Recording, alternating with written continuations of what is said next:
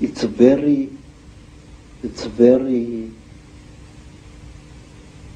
embarrassing, really.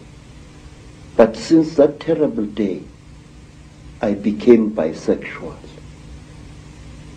which to me as an African is very, very disgusting. Since that time, my mind doesn't seem to be my own. I think about things that a man like me shouldn't bother himself about.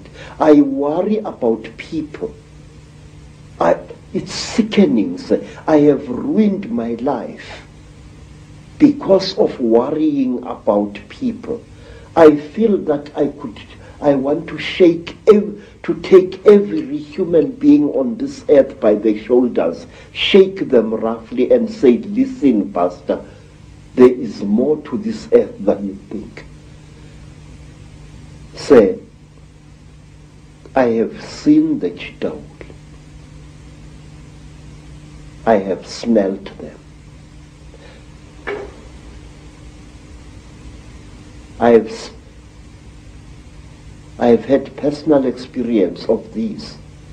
And there are people who claim that these creatures are gods.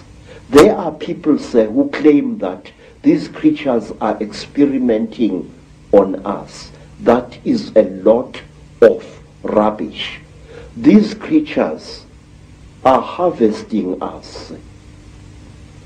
These creatures are not aliens, Mr. Ike. These creatures are sexually compatible with our women. And what does that tell you? It tells you that they came from here. They are part of us. And this makes them all the more dangerous. They know us very, very, very well. They know the great weaknesses of our minds, just as they know the great strengths of our minds. They operate in what I call the gray area of human existence, that side of our lives which we don't want to acknowledge the existence of. They create, African tradition says that the Chitauli, where they engaged God himself in a terrible war, and God defeated them, the real God, Nkulunkulu, the creator. God defeated them, and he closed their mouths so that they are unable to talk or to eat food anymore. But we are told, say, that the Chitauli fatten on the energy that we human beings give them. They make us to fight each other. And when the whole land is drowning in death and fear and terror, when hundreds and hundreds of people are angry and afraid, the Chitauli get fat because they eat that what we call the dark power, which is brought about when human beings destroy the planet on which they live. They feed off human emotion. Yes, sir. Very, very intense human emotion. We are told, for example, that if you see a Chitauri walking through the bush or just standing there and looking at you, and you are accompanied by your wife or your girlfriend, you must immediately make love to that girlfriend and release as much emotion as possible, and the Chitauri will be pleased and will walk away from you and not harm you. And another thing, sir, we are told that the Chitauri eat energy which is generated when hundreds of human minds or one human mind starts thinking at certain levels. We we are told that the Chitauri want us to think at certain levels. Certain wavelengths. Yes, sir. And they reward us with long life. May I ask you, sir, have you ever thought as a thinking person, why is it that in the great universities of this world you find professors who think at certain levels and who live unnaturally long lives? Albert Einstein, Raymond Dart, Robert Broom, all these professors live a long, long time. And my Aunt Mine, the last Sanusi in South Africa other than myself, is as active as a young girl, and yet she's close to her 99th year of life.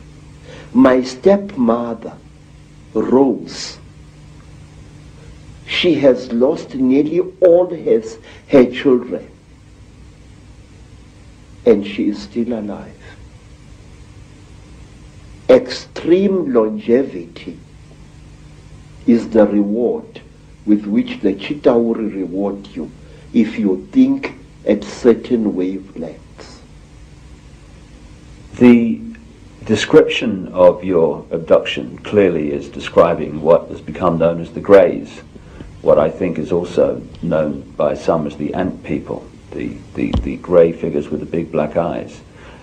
How do you think they connect in with the openly reptilian? And do you think that the black covers of the eyes are covering some kind of reptilian truth? Say, the so-called grey aliens are actually the lackeys and the servants of the Chitauri. If you see a Chitauri and you see this, there is very little racial difference.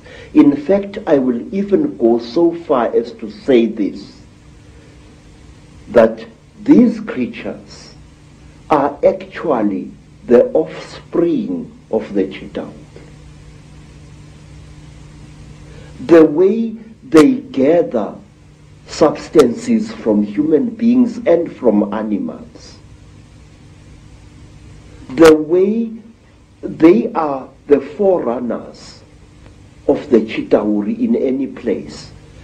And if you are very close to one of these creatures and you look into its goggle-like eyes, you will see round eyes, Mr. Ike, beyond this black goggle-like stuff. And these eyes are the real creature's eyes. Now let me tell you, there is in Lesotho a very strange mountain, a mountain called Leribe, Leribe. On this mountain, very amazing things happen after every 10-year or 20-year period. Now, not so long ago, an African farmer found an object near that mountain, an object which had crashed. And he was driving his tractor and he saw this strange object lying in the ground with tiny little bolts of lightning